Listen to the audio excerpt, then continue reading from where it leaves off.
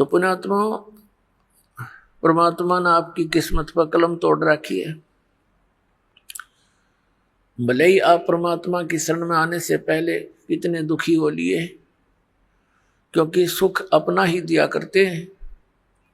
अपना पिता, अपने माता, वही हमें सुख देते हैं। जब आपको ये पता चलेगा कि हमारा पिता कौन है, अभी तो हम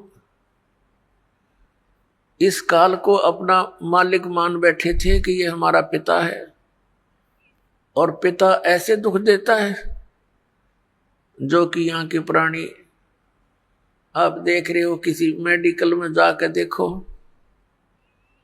हाहाकार मची है।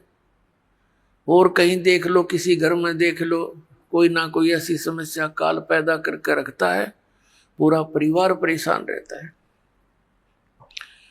किसी की आंखें नहीं, किसी की बाजू नहीं, किसी को कैंसर हो गई है, कोई गधा बन गया, कोई कुत्ता बना, कोई सूअर बना। बताओ, यहाँ कोई जीवन है?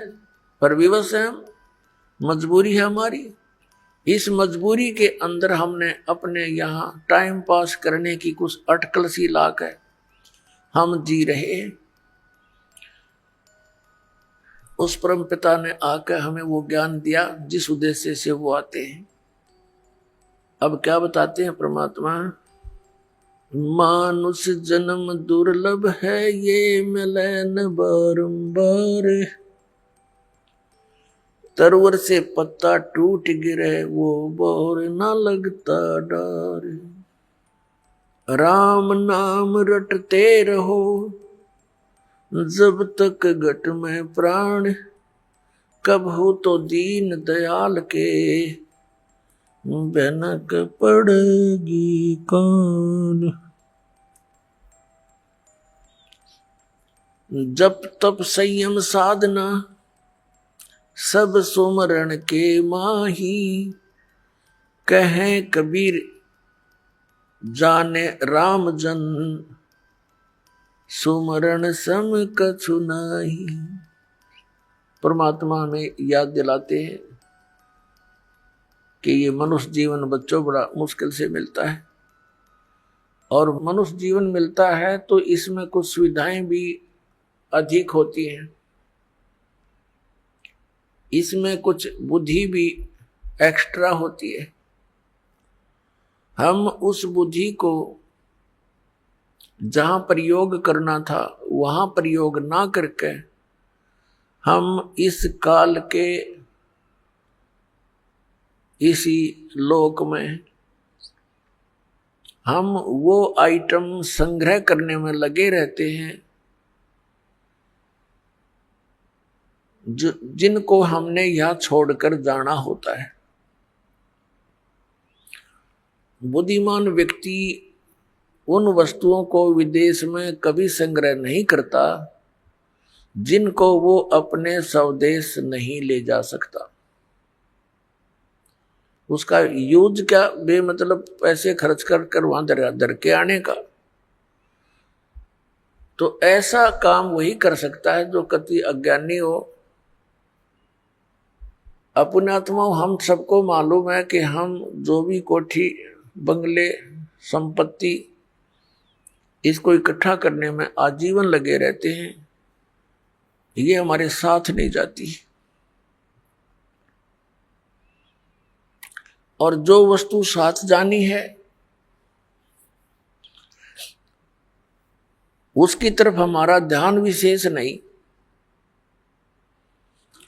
और किसी पुण्यात्मा की पूर्व जन्म की प्रेरणा अत्यधिक है,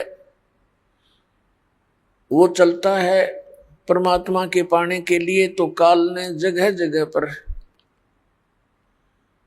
ये काल के दूत संत बैठा रखे हैं।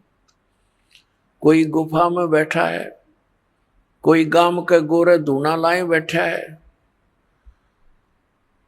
कोई कहीं खड़ा है, कोई कहीं आश्रम बना करके गुमराह किए हुए हैं। तो काल ने उनका वैसे जीवन यूं नष्ट करवा देना है। तो इस सारी समस्या का समाधान करने के लिए, अपने बच्चों को तत्व ज्ञान देने के लिए वो हमारे परम पिता इस काल के लोक में आते हैं। पुण्यात्माओं, परमेश्वर ने आके बताया है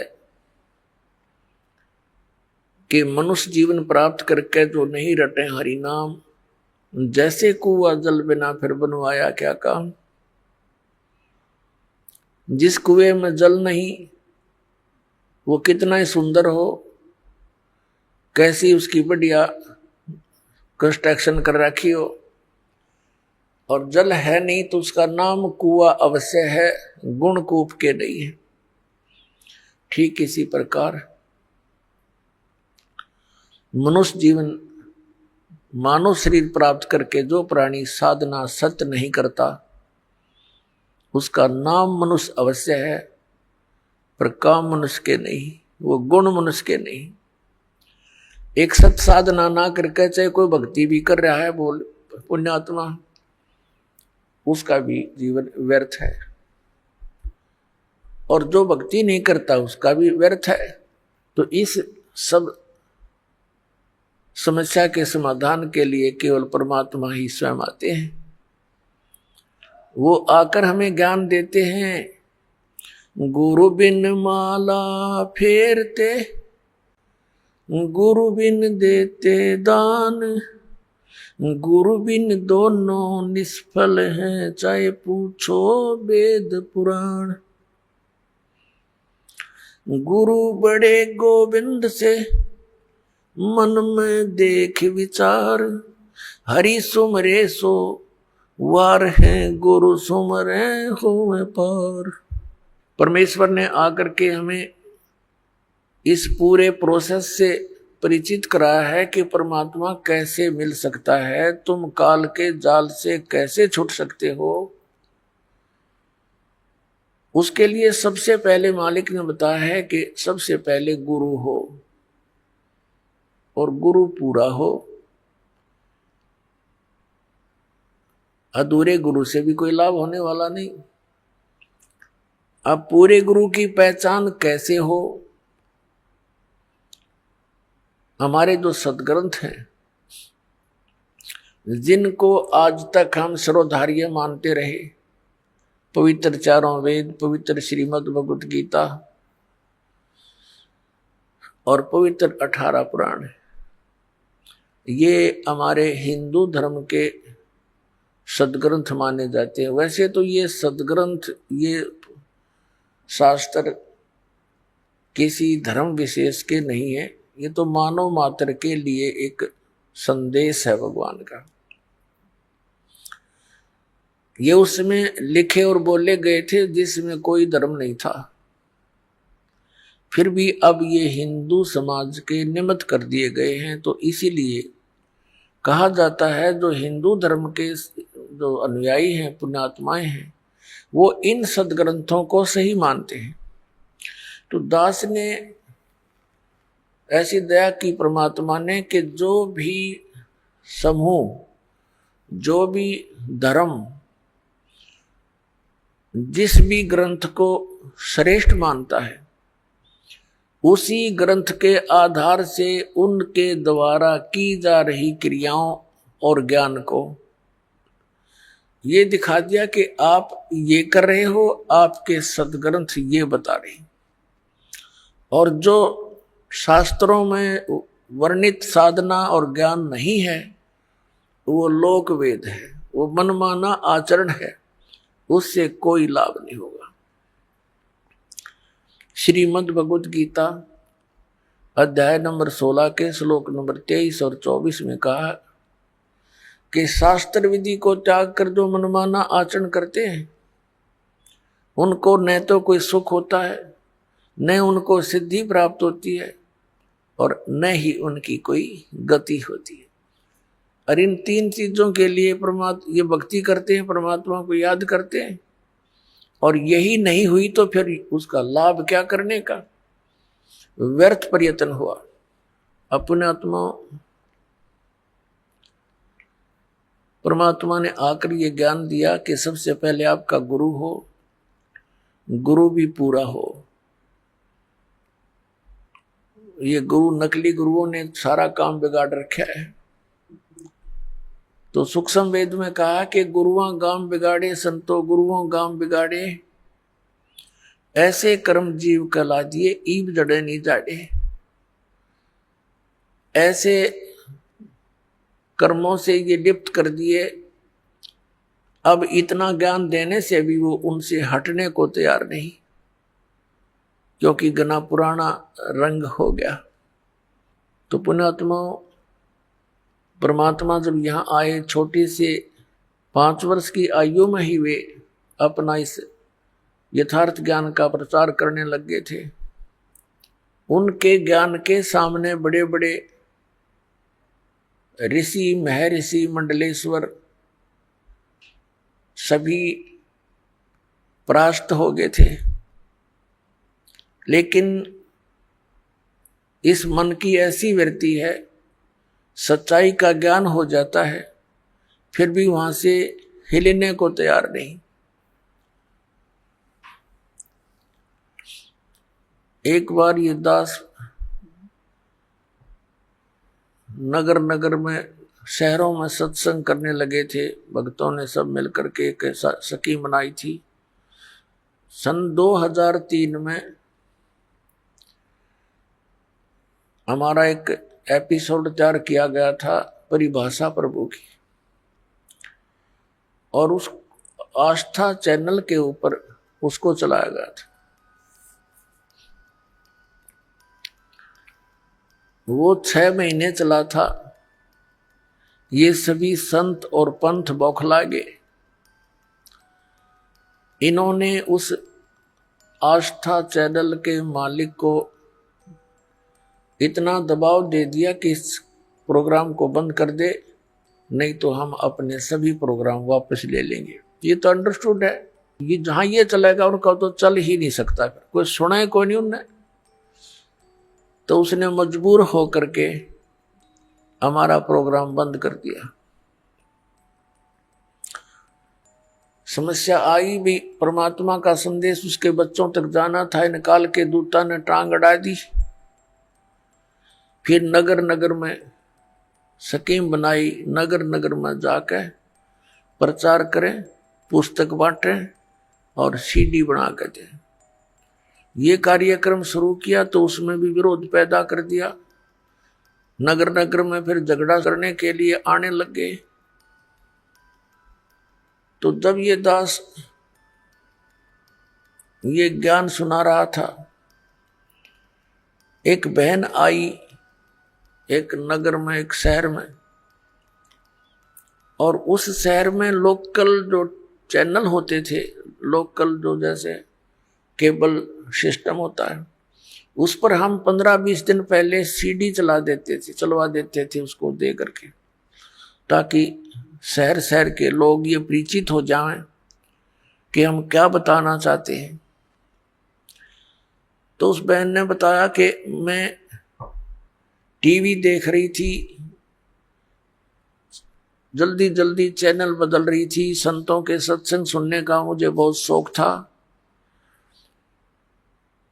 किसी का भी सत्संग सुनती थी, 5-4 मिनट के बाद सोचती थी दूसरे के वचन सुनती हूं, इसमें आनंद नहीं आया। तो ऐसे करते करते आपका ये प्रोग्राम मैंने देखा। एक बार शुरू हुआ तो 1 घंटे की सीडी थी। वो कहने लगी 1 घंटे तक मैं कभी देखूं, कभी मुझे गुस्सा आवे कि ये ब्रह्मा विष्णु महेश के बारे में क्या बोल रहा है, और जब प्रमाण दिखाए जा, क्योंकि मैं उनको पढ़ा करती थी, मुझे याद भी था और मेरे पास वो रखे भी थे। ऐसे करते करते वो सारा कुछ 15-20 दिन तक कंटिन्यूस वो प्रोग्राम देखा उसने। अब वो कहने लगी जी ये सारा पता लग गया कि जो साधना मैं कर रही हूं ये यूजलेस है, लेकिन इन भगवानों में इतनी आस्था होगी, अब भी इनको त्यागने को दिल नहीं करता। बता, ऐसे रंग गए हम इस रंग में, ये पता लग गया कि इन भक्ति से कोई लाभ नहीं। और आजीवन कर ली, इसलिए उसमें ऐसे रंगे गए। तो आज इस दास के सामने इतनी प्रॉब्लम आई है, लेकिन परमात्मा ने दया करी, अपने बच्चों को शिक्षित कर रखा है। परमात्मा का कोई भी कार्य त्रुटि युक्त नहीं होता। परमेश्वर ने 600 वर्ष पहले अपनी प्यारी आत्मा धर्मदास जी से कह दिया था, क्योंकि धर्मदास बहुत दुखी हुआ। धर्मदास जी हिंदू धर्म में जन्मे थे, वैश्य कुल में जन्म था, बाणिया के घर में, बहुत बड़ा धनी परिवार था उसका। लेकिन भगवान की आस्था करी थी, श्री राम कृष्ण और शंकर भगवान की पूजा करता हुआ मथुरा के अंदर पहुंच गया। मथुरा के अंदर पहुंच गया अपने हिंदू गुरु जी के द्वारा दिए गए मार्गदर्शन आधार पर। उनके रूपदास नाम के गुरुजी थे। रूपदास जी ने उनको ये पढ़ाई पढ़ा रखी थी, रामकृष्ण के का जाप जपया कर, शंकर भगवान की पूजा पैरेलल करया करे। विष्णु जी इष्ट रूप में पूजने को बताया था, क्योंकि वो वैष्णु संत थे। अब जब परमात्मा वहां पहुंचे मथुरा के अंदर, धर्मदास जी एक तालाब में स्नान करके, जिसको मथुरा का तीर्थ बताते हैं, कि श्री कृष्ण जी यहाँ नहाया करते थे, यहाँ खेला करते थे, उसमें स्नान करके वो बाहर निकला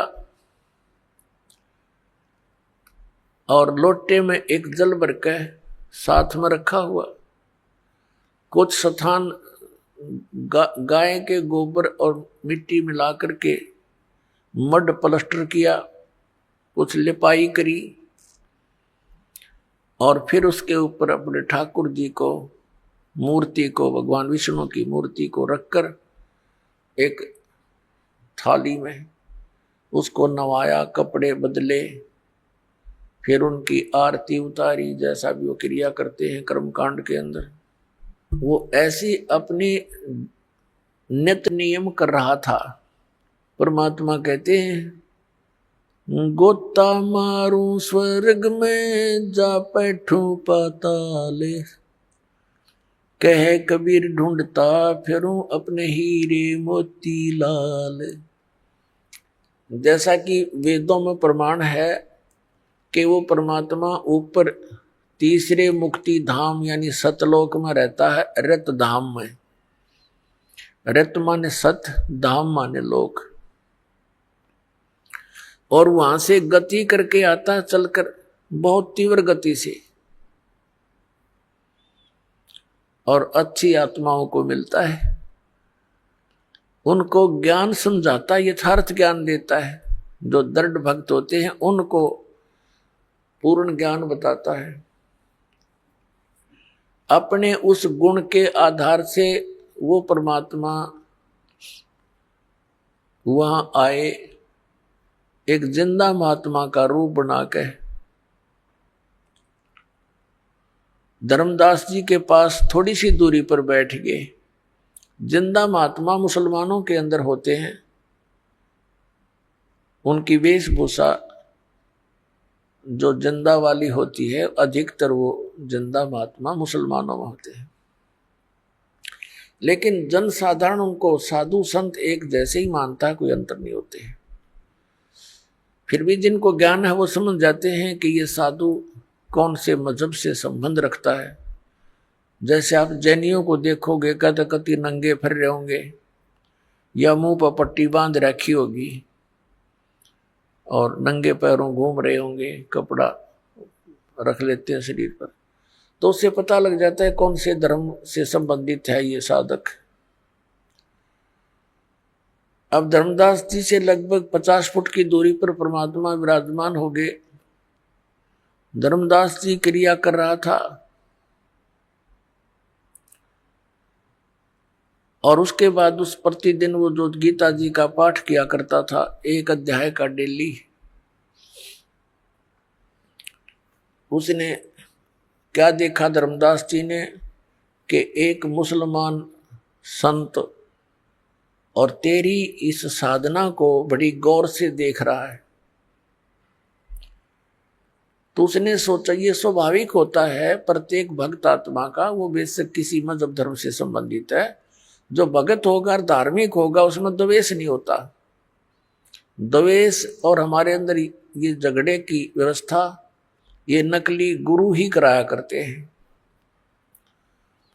तो प्रत्येक की ये लगन होती है, इच्छा होती है कि मेरे वाला ज्ञान सही है और इसको अपने वाला ज्ञान बता दूं, इसका भी कल्याण हो। उद्देश्य यही होता है एक दूसरे को ये कहने का कि आपका भक्ति मार्ग ठीक नहीं है, और कोई शत्रु भाव से थोड़ा ही कहा जाता है।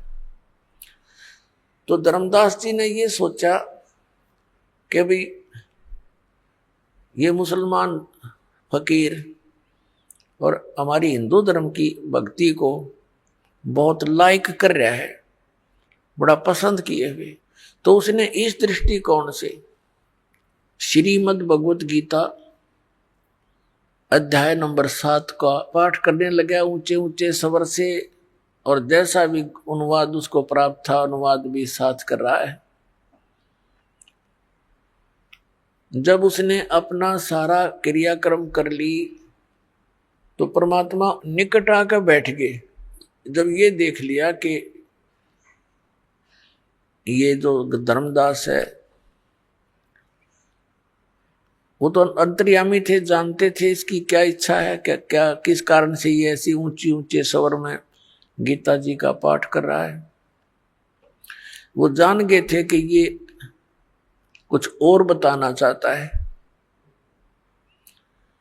वैसे तो साधु जो वैष्णव संत होते हैं वो मुसलमान फकीरों को दूर रखते हैं, पहले ऐसी स्थिति थी। तो इस दृष्टिकोण से पहले तो परमात्मा दूर बैठ के कदे यो बिदक जा कि मुसलमान कीता गया मेरे पास में। फिर जब देखा कि ये कुछ बताना चाहता है तो निकट आ गए, उसे थोड़ी सी दूरी पर बैठ गए और इस आव भाव से बैठ गए कि जैसे कुछ जानना चाह रहे हो, लेकिन वो आए थे कुछ जनाने के लिए। फिर धर्मदास जी ने सोचा ये तो बड़ा गौर से सुन रहा है, उसने 8वां अध्याय फिर शुरू कर दिया, वो भी सुना दिया। अब कुछ जब उसने अपनी सारी क्रिया कर ली, जब परमात्मा ने कहा कि हे महात्मा जी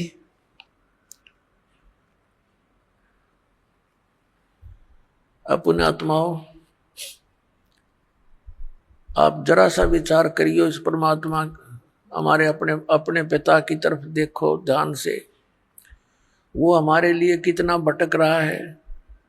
परमात्मा कहते हैं कबीर जी मैं रोवत हूं सृष्टि को और सृष्टि रोवे मोहे, और कह कबीर हमारे वियोग को ये समझ ना सकता कोई। मैं तो इन बच्चों को रो रहा हूं कि तुम गलत स्थान पर फंसे हो, या तुम्हारा कुछ भी नहीं है, तुम्हें मूर्ख बना रखा है ये बेटा या बेटी या कार या कोठी, आजीवन इसमें लगे रहते हो और 1 मिनट में मृत्यु कर देता है, फिर गधा बनाकर छोड़ देता है। वह कोठी रुआ बेटी रुआ कार तुम्हारी कैसे होगी। इतना ही काम करो जितना टाइम पास करने के लिए, और तुम क्या कर रहे हो, साधना गलत करा रहा तुम्हारे से, फिर पशु पक्षी बनाता है। और हम काल ने ऐसे मिसगाइड कर दिए, हमारे तक पहुंचना भी परमात्मा को कठिन हो रहा है। वैसे भगवान के लिए कठिन शब्द प्रयोग करना शोभा दास को नहीं दे रहा, फिर भी देख रहा हूं कि उस मालिक ने कितना संघर्ष करके हमारे तक वो पहुंचे हैं। अपने ही बच्चे को अपने बारे में बताने के लिए उस धर्मदास जी को तो कहते हैं महात्मा जी, और आप बनते हैं जिज्ञासु दास और कहते हैं हे वैष्णव महात्मा आपका ज्ञान मुझे बहुत अच्छा लगा, आपने तो कमाल कर दिया, ऐसी वाणी बोली है मेरी आत्मा को खींच लिया। हे महात्मा जी कुछ ऐसी विधि और बताओ जिससे मेरा कल्याण हो। अब धर्मदास जी बड़े प्रसन्न हुए कि जैसा मैंने सोचा था वैसा ही पाया कि ये जिज्ञासु और मुसलमान महात्मा होकर के और हमारी हिंदू धर्म की क्रिया को, साधना को, भक्ति को इसने पसंद किया। तो धर्मदास जी फिर बताने लगे कि सबसे पहले गुरु बनाना चाहिए। और तो परमात्मा बोले भी ठीक है, मैं आपको गुरु बना लेता हूं, मुझे दीक्षा दे दो और ज्ञान बता दो। धर्मदास जी कहने लगे ऐसा नहीं, मैं आपको शिष्य नहीं बना सकता, क्योंकि शिष्य बनाना घोर पाप अपने सिर पे रखना होता है उस व्यक्ति का। हमारे गुरुजी हैं, वो ही नाम देते हैं और आपको मैं अपने गुरुजी से दीक्षा दिला दूंगा। परमात्मा ने कहा मुझे कल्याण चाहिए और किसी से दीक्षा दिला दो, लेकिन उससे पहले मैं कुछ अपनी शंकाओं का समाधान चाहूंगा। जब मेरी शंकाओं का समाधान हो जाएगा तो मैं आपके साथ आपके गुरुजी के पास चलकर और दीक्षित हो जाऊंगा। तो धर्मदास जी ने कहा कि बोलो क्या शंका है, कि पहले तो आप अपनी पूरी क्रिया बताइए, कौन कौन सी क्रियाएं मुझे करनी पड़ेंगी। अब धर्मदास जी बुद्धिमान थे और परमात्मा के ज्ञान से बहुत कुछ परिचित भी थे, नियमों से परिचित थे, ज्ञान से तो नहीं परिचित थे। तो उसने कहा देखो मैं आपको क्रिया बता नहीं सकता, मैं बताता हूं कि मैं कौन कौन सी क्रियाएं करता हूं। एकादशी का व्रत रखते हैं हम, और राम कृष्ण और सीताराम राधे श्याम शंकर भगवान, ये हम गुरुजी ने हमें नाम दे रखा है, वो जाप करते हैं। और तीर्थों का भ्रमण करते हैं, तीर्थ स्नान करते हैं और हम व्रत रखते हैं। तो ऐसी क्रिया करने से हम स्वर्ग में चले जाएंगे, हमारे गुरुजी ने ऐसा बता रखा। तब परमात्मा ने कहा कि आपके इष्ट देव कौन हैं? कि विष्णु भगवान, श्री विष्णु भगवान नारायण। और श्रीमद् भगवत गीता का ज्ञान किसने बोला, जैसा कि आप पढ़ रहे थे? धर्मदास जी ने कहा कि श्री कृष्ण जी ने बोला, जो विष्णु अर्थात भगवान नारायण के अवतार हैं और यही सर्वशक्तिमान हैं, अखिल ब्रह्मांड के स्वामी हैं, नायक हैं, यही परम ब्रह्म है।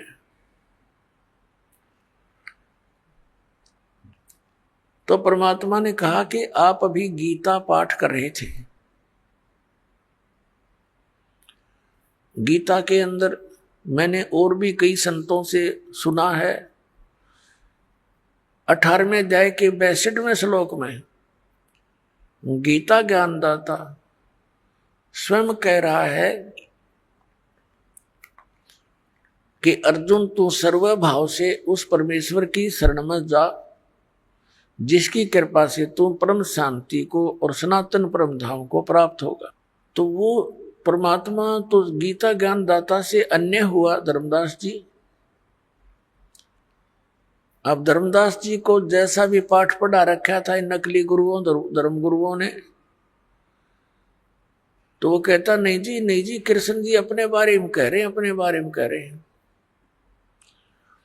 परमेश्वर ने कहा कि श्री कृष्ण जी विष्णु अवतार हैं। कहा बिल्कुल वही विष्णु जी ही श्री कृष्ण रूप में देवकी जी के गर्भ से जन्मे थे। ठीक। और गीता जी का ज्ञान श्री कृष्ण ने दिया। कहा जी। और श्री कृष्ण जी का जन्म होता है जैसे विष्णु जी का जन्म मृत्यु होता है कि नहीं? कहने लगे नहीं, ये तो अजरो अमर है, सर्वेश्वर महेश्वर। तो शाश्वत स्थान किसे कहते हैं? धर्मदास जी ने कहा कि शाश्वत का अर्थ है जिसका एंड कभी ना हो, सदा रहने वाला। और आप श्री विष्णु जी को अमर बताते हो। गीता जी का ज्ञान भी श्री विष्णु जी अर्थात श्री कृष्ण जी ने दिया बताते हो, बिल्कुल सत्य है। धर्मदास जी बोले।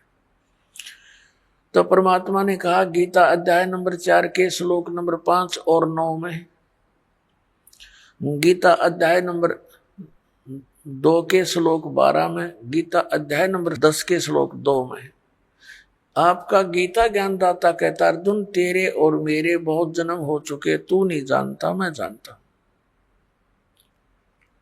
तो ये अविनाशी कैसे हुआ महात्मा जी?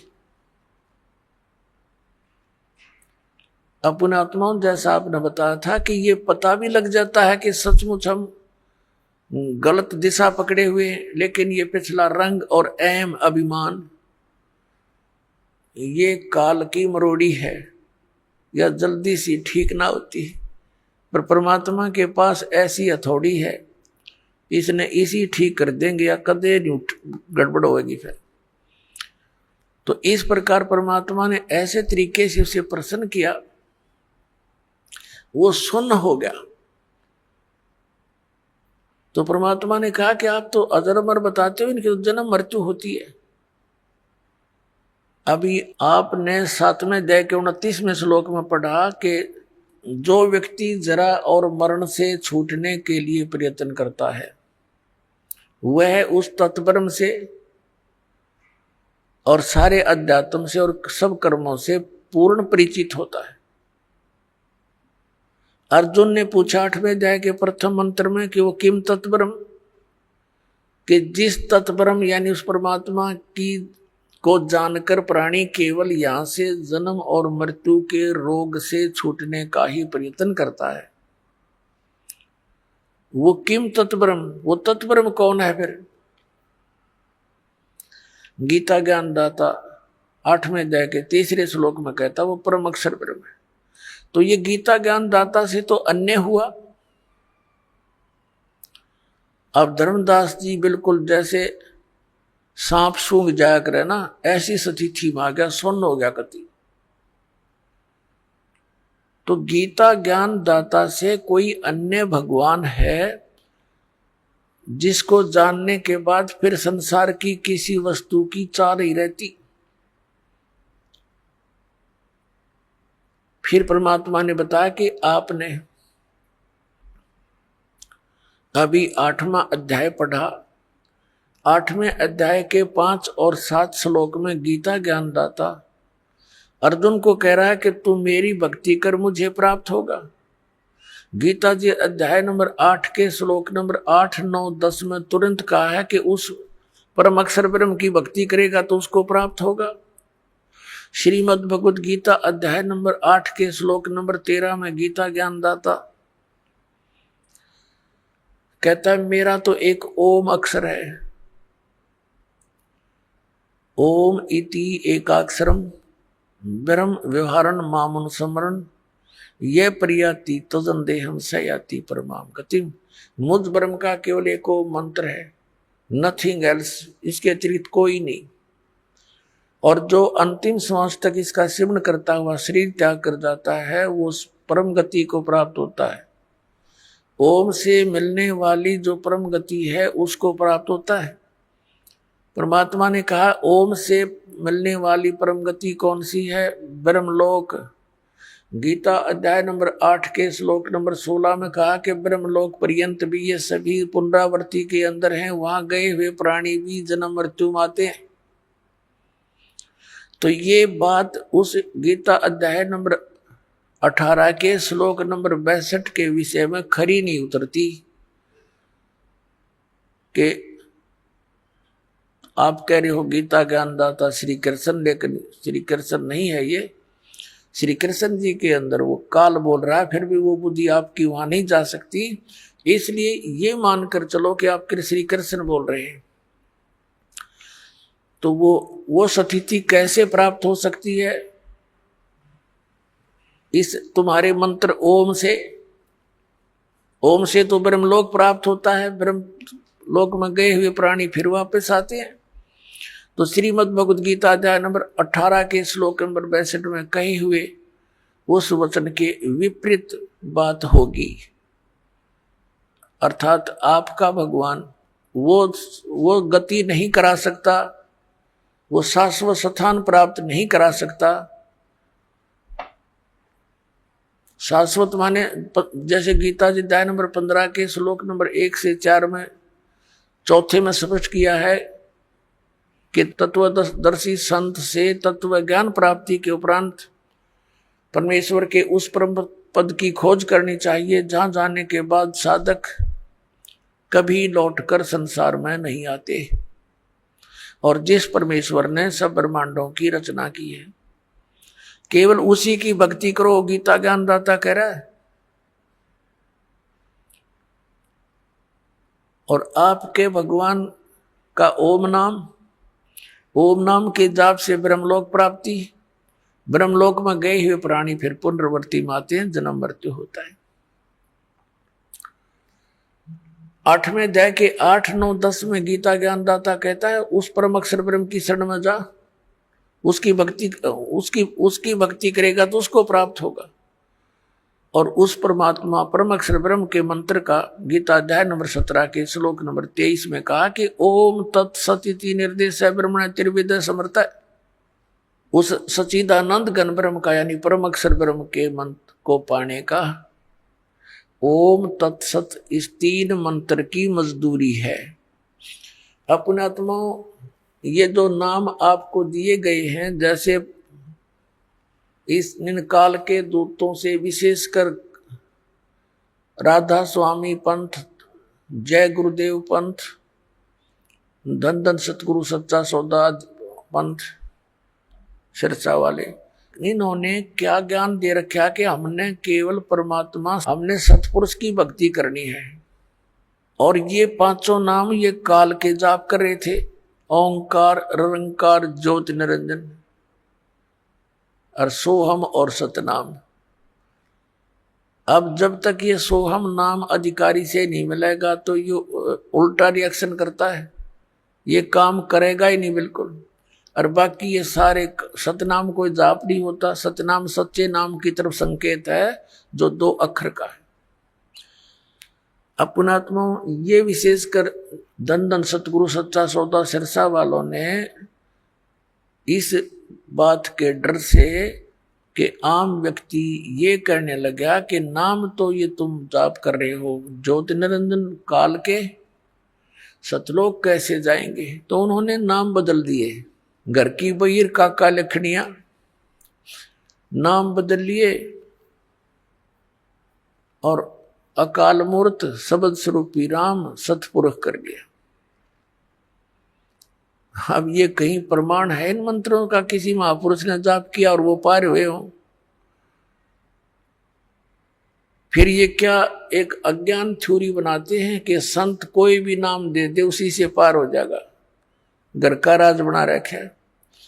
अरे आम का पौधा बोना है, आम का बीज गुठली लानी पड़ेगी, वो ही बोनी पड़ेगी। अगर बबूल के बीज बो करके ये मानने कि हम कोई बीज बोलो आम ही का पौधा बन जाएगा, तो इतनी भूल है हमारे इस अध्यात्म मार्ग की। अब ये दास जहां पर आपको लाना चाहता था कि जैसे गीता अध्याय नंबर 17 के श्लोक नंबर 23 में कहा ओम तत्सत इति निर्देश है ब्रह्मणे, ब्रह्मणे माने सच्चिदानंद घन ब्रह्म यानी परम अक्षर ब्रह्म।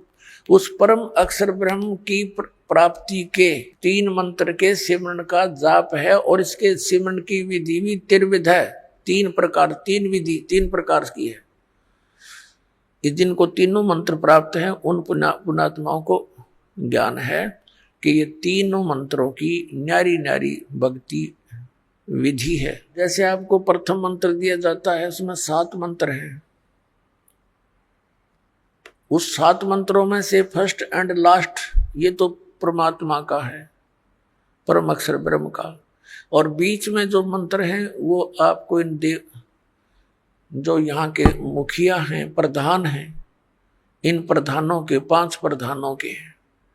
गुरु ग्रंथ साहिब में भी ये 5 प्रधानों की जानकारी है कि ये 5 प्रधान हैं, इनके 5 शब्द हैं, मंत्र हैं, लेकिन वो गुप्त रखे हुए।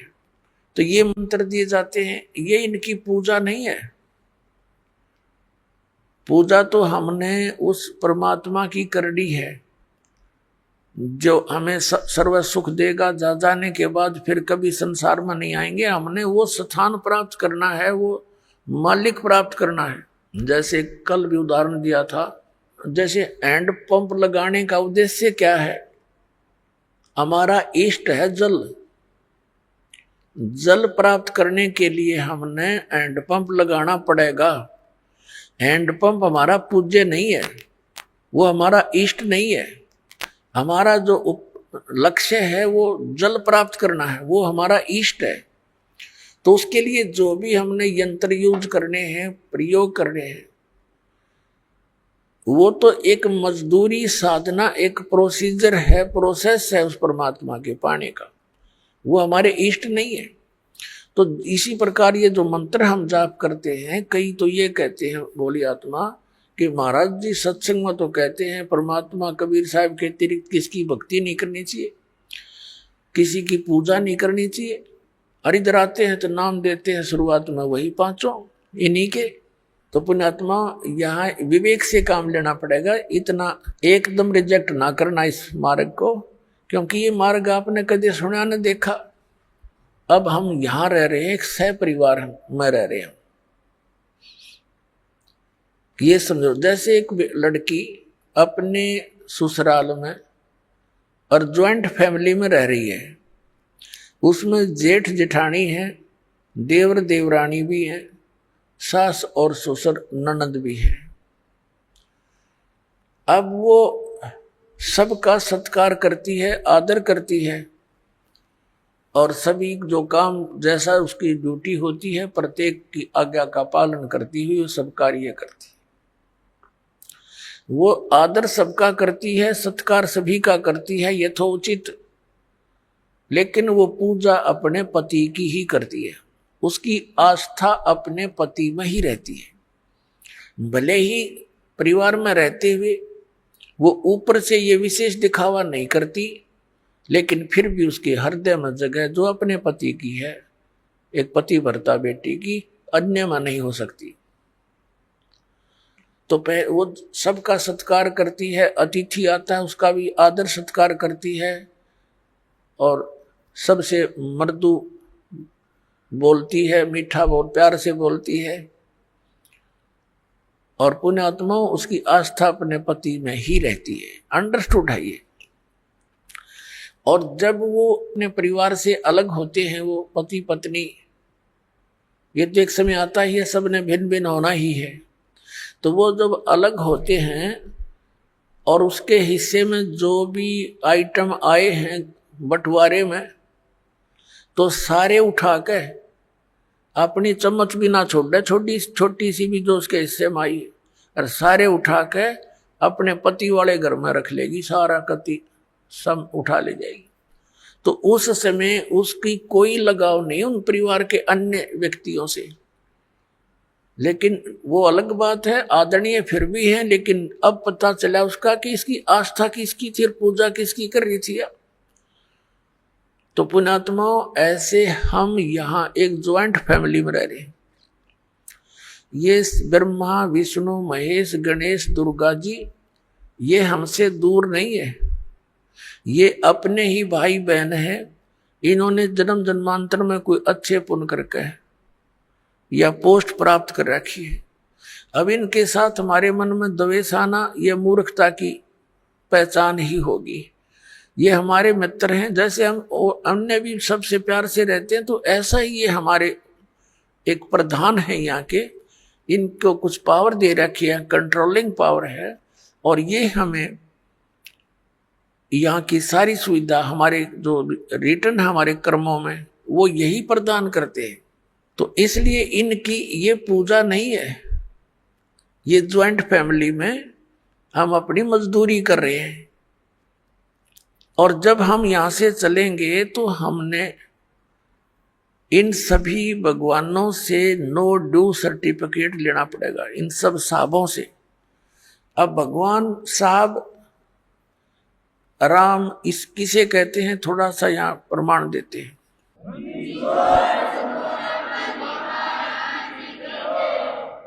जैसे एक तहसीलदार है, उसको भी साहब कहते हैं, और एसडीएम को भी साहब कहते हैं, और डीसी को भी साहब बोलते हैं, कमिश्नर भी साहब कहलाता है, मंत्री जी को भी साहब कहते हैं, मुख्यमंत्री जी को भी साहब कहते हैं, और प्रधानमंत्री जी को भी साहब कहते हैं, राष्ट्रपति जी को भी साहब कहते हैं। ये सभी साहब से ही जाने जाते हैं। लेकिन इन साहबों की शक्ति में दिन और रात का अंतर होता है। रियल में साहब कौन है? हमारे देश का राष्ट्रपति, वो वास्तव में वो साहब है, यानी सबका मालिक है। तो ऐसे ही ये अन्य जितने भी पद पोस्ट हैं, श्री गणेश जी का, श्री विष्णु जी का, श्री ब्रह्मा जी, श्री शिव जी, दुर्गा जी का, श्री दुर्गा जी देवी का, और ब्रह्म का, ये भी भगवान साहब कहलाते हैं। पर इनकी इस प्रकार इसकी तुलना कर लेना कि ये कितने साहब हैं।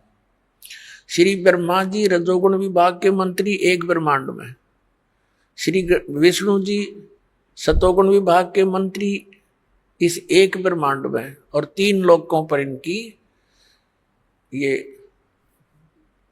सत्ता है। ये विभागीय मंत्री है। और तमोगुण विभाग के भगवान शंकर जी। तो ये तो केवल एक ब्रह्मांड में और 3 लोकों पर मालिक है, वो भी एक विभाग के। और इनका पिता जो है वो 21 ब्रह्मांड के अंदर एज ए चीफ मिनिस्टर काम करता है, ये समझ लो। तो ये ब्रह्म जो है ये केवल 21 ब्रह्मांड का साहब है।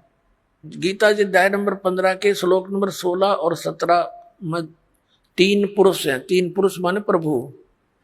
एक सरपुरुष, सरपुरुष तो ये ब्रह्म है, ज्योति निरंजन, जिसके 21 ब्रह्मांड है। और अक्षर पुरुष है जिसके 7 शंख ब्रह्मांड है, जिसको पर ब्रह्म भी कहते हैं। संतों की वाणी में पार ब्रह्म है।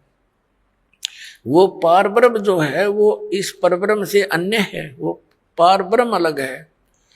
एक तो पर ब्रह्म, जैसे ब्रह्म से नेक्स्ट पर दूसरा, और एक पार यानी सबसे ऊपर का। वो गीता जी अध्याय नंबर 15 के श्लोक नंबर 17 में कहा कि उत्तम पुरुष तु अन्य परमात्मा इति उदाहरत है। ये लोक तरम आविश्य विवर्ती अवैश्वर है। गीता जी अध्याय नंबर 8 के श्लोक नंबर 1 के उत्तर में, गीता अध्याय नंबर 8 के श्लोक 3 में उत्तर देते हुए गीता ज्ञानदाता कहता है वो परम अक्षर ब्रह्म है। तो ये जो अक्षर पुरुष है ये तो 7 शंख ब्रह्मांड, नील पद्म शंख ब्रह्मांड का 7 शंख, इतना साफ है। और वो परम अक्षर ब्रह्म उत्तम पुरुषत्व अन्य, ये असंख्य ब्रह्मांड का ओवरऑल कंट्रोलर है, ये सब का मालिक है। वो कबीर देव है, कबीर साहब है, जो काशी में धानक जुलाहा रूप में रहा करते थे। अब हम फिर लौट कर आते हैं उसी प्रश्न पे। अब धर्मदास जी को परमात्मा ये ज्ञान दे रहे हैं कि भी आपकी श्रीमद् भगवत गीता में, गीता अध्याय नंबर 17 के श्लोक नंबर 23 में परम अक्षर ब्रह्म की वो पूजा साधना करने का, उसको पाने का ये मंत्र है, नथिंग एल्स। तो श्रीमद् भगवत गीता जी में ना तो हरे राम हरे कृष्ण राधे राधे श्याम राधे, ना सीताराम, और ना ही ओम नमः शिवाय, ना ओम भगवते वासुदेव नमः। ये मंत्र लाए कहाँ से आप? ये मंत्र कहाँ से लाए आप? गीता जी अध्याय नंबर 16 के श्लोक नंबर 23 में आपकी गीता जी में लिखा है कि शास्त्र विधि को त्याग कर जो मनमाना आचरण करते हैं, ना उनकी गति होती है, ना उनको सुख होता है, ना कोई सिद्धि प्राप्त होती है। तो यूजलेस, क्या फायदा डले ढोने का। अब धर्मदास जी ने सारा कुछ सुन लिया, तो परमात्मा बता रहे हैं कि 8वें अध्याय के 8, 9, 10 में गीता ज्ञानदाता कहता है कि उन श्लोकों में कहा कि उस परमात्मा की भक्ति करेगा उसको प्राप्त होगा। उसका मंत्र बता दिया 17वें अध्याय के 23वें श्लोक में कि ये मंत्र है। इसके अतिरिक्त जो भी आप जाप करते हो, इति निर्देश है, फाइनल फैसला आपकी गीता जी में। ओम तत्सत इति निर्देश है। निर्देश है माने डायरेक्शन, बाय ऑर्डर, इसके अतिरिक्त कोई मंत्र नहीं। और तुम कहोगे कि ये पुराणों में लिखा है, फलाना लिखा है, तो पुराण अलग चीज है। पुराण किसी ऋषि और इस ब्रह्मा के सत्र की है, और गीता और वेद जो है ये गॉड गिवन ग्रंथ है, ये परमात्मा का विधान है। और पुराणों के अंदर जो आदेश है किसी अन्य ऋषि और इस ब्रह्मा विष्णु महेश के सत्र का है, ये भगवान नहीं है। ये विधान नहीं बता सकते, परमात्मा का चेंज नहीं कर सकते। बता सकते हैं अगर वेदों के अनुसार बताते हैं तो कोई दिक्कत नहीं, कोई बताओ, और गीता के अनुसार बताते हैं। जैसे हम वेदों और गीता को छोड़कर पुराणों के आधार से भक्ति करते हैं तो किसी ऋषि के आदेश का पालन कर लिया हमने, और वो आदेश यदि वेद विरुद्ध है तो वो अपराध है। जैसे एक मित्र था किसी व्यक्ति का, दरोगा जी SHO, और उसका कोई पड़ोसी उसने तंग घना करे था। उसने अपने मित्र SHO से कहा कि ऐसे ऐसे एक व्यक्ति मुझे बहुत तंग करता है, कुछ समाधान बता। उसके मित्र SHO ने कहा कि तू मार लठ उसका, मैं आप देख लूंगा। उसने गढ़ दे। अब उसने आंगा पा गया, आदेश मान लिया उसका, अपने मित्र SHO का, अपने पड़ोसी के साथ झगड़ा कर लिया। झगड़े में उसका कान पर लठ लग गया, मर गया उसका पड़ोसी। अब वहां का प्रभारी था वही SHO, वो लिया पकड़ के अपने उस मित्र को, क्योंकि उस नालायक ने अपने एक मित्र अधिकारी की आज्ञा का पालन करके राजा का विधान तोड़ दिया। राजा का विधान था कि यदि कोई किसी की मृत्यु हत्या करेगा तो उसको सजा मौत मिलेगी। अब उस राजा के विधान के टूट जाने से, अपने मित्र की आज्ञा का पालन करने से उसको सजा मौत होगी। तो परमात्मा कहते हैं कि कबीर साहेब के आप जी उन वेदों और गीता के अतिरिक्त कोई और अन्य साधना करते हो तो वो आदेश भगवान का नहीं, विधान नहीं मालिक का। आप फिर किसी SHO की आज्ञा का पालन कर रहे हो, ऋषि और इन महर्षियों का, इनके बताए इस अज्ञान को ग्रहण नहीं करना। तो आप जो साधना कर रहे हो धर्मदास जी, एक भी गीता वाली नहीं, और गीता जी का पाठ नित करते हो। अब धर्मदास जी सुन्न हो गया कति, लेकिन अभिमान काल की फिर भी कोई ना कोई रह जाती है अंदर से प्रेरणा। अब काल प्रेरणा से उसने कहा कि जिंदा तो मुसलमान है, इसलिए तुम्हारे हिंदू देवताओं के साथ ऐसी बातें कर रहा उनके विषय में। तेरे को पता है हम कोई जीव हिंसा नहीं करते, हम किसी की आत्मा दुखी नहीं करते, तो कैसे बात कह रहा है? तूने ये सब जो है हमारे देवताओं की बेइज्जती कर दी है। अब परमात्मा ने देख लिया कि इसमें काल आ गया, और ईब यो एक नहीं सुने तेरी सारी पर माटी फिरेगी। परमात्मा अंतर ध्यान हो गया उसके सामने से, एकदम अदृश्य हो गए, हिडन। अब धर्मदास जी लगा देखने, उसका तो पसीने आ गए। धर्मदास जी ने सोचा, ओए होए मन तो जुल्म कर दिया, देख कितना अच्छा ज्ञान बताओ थे। अब इस ज्ञान को सुनकर पुण्यात्मा जो इंसान होगा कंडम हो जाएगा, कति उस अज्ञान को नहीं कर सकता, उस साधना को नहीं कर सकता। इसको स्वीकार करो चाहे ना करो, वो ऐसी स्थिति हो जाती है। एक बार ये दास औरंगाबाद के अंदर सत्संग करते हुए जा रहे थे, जब हमारा आस्था चैनल पर बंद करा दिया था औरंगाबाद में। हमने दाड़े बहुत भुगते हैं पुण्यात्माओं आप तक संदेश पहुंचाने के लिए भगवान का। हमारे साथ बहुत बदतमीजियां हुई, लेकिन हिम्मत नहीं हारी। हमें मालूम था कि ये परमात्मा का संदेश है, उसकी आत्माओं को सुहावेगा, सुहावा चाहे 10 दिन पीछे।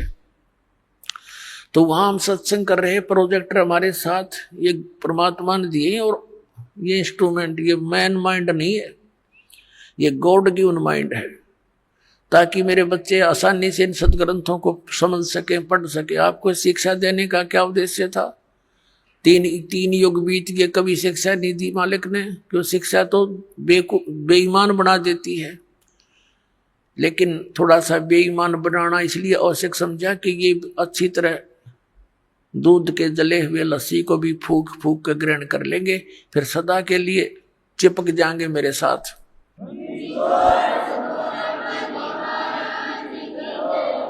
हम वहां प्रोजेक्टर पर ये सारा कुछ दिखा रहे थे।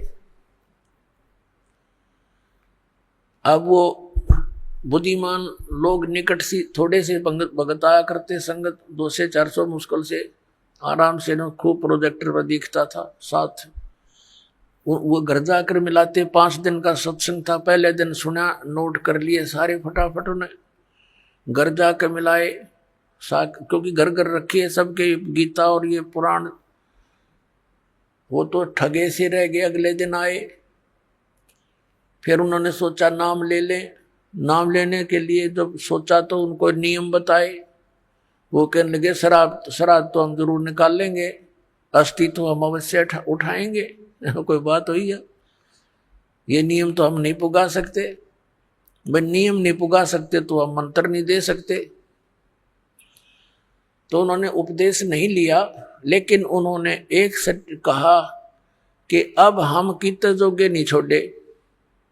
अब वो रामकृष्ण हर की भक्ति कर नहीं सकते, और यह हमने मिली नहीं, हमारे साथ बनेगी क्या? तो उनको समझा गया कि अपन दीक्षा लो और भक्ति करो जो करनी है। फिर न बोले फिर देखेंगे, फिर हम आगे वहां से फिर कद देखेंगे। तो पुण्यात्माओं, इस ज्ञान को सुनकर उन्होंने खुद ये कहा कि अब वो भक्ति तो हम कर नहीं सकते, उस योग्य तरह कोई ना इधर के रहे ना उधर के। उनको सिर्फ काल ने तो ये कई गड्ढे खोज रखे हैं, कोई से मतलब फंसेगा यो। और सारी बात मान ली, न बोले श्राद्ध तो निकालने पड़ेंगे अपने पूर्वजों के। अब इतना समय होता नहीं कि सब टॉपिक पर उसको थोड़ी सी देर में समझा दें, तो उसके लिए सारा ज्ञान, ये अध्यात्म ज्ञान आपने समझना पड़ेगा, रहकर सुनना पड़ेगा, तो फिर आप पर बात सेट हो जाएगी। तो कहने का भाव ये है कि इस ज्ञान को सुनकर जरा सी भी बुद्धि रखता होगा और साधना नहीं कर सकता इस पृथ्वी पर। तो फिर क्या हुआ, धर्मदास जी ने अब ना तो वह भक्ति और करी, अपनी जो ले रहा था कागज पत्र सारे धर दिए तय करके। अब बता के करूं, फिर इसका मंत्र गीता में नहीं, और इसने रटन लाग रहे।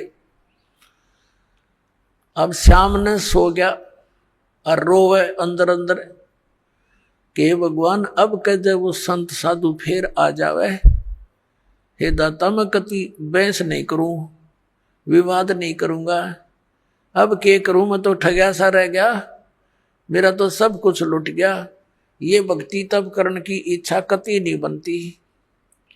सारी रात ऐसे ही करवट बदल बदल कर बखत से उठ लिया।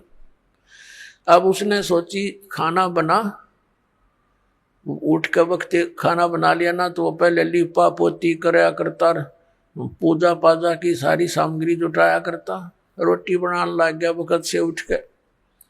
अकीब क्या करूं बता, और तो कोई काम रहा नहीं।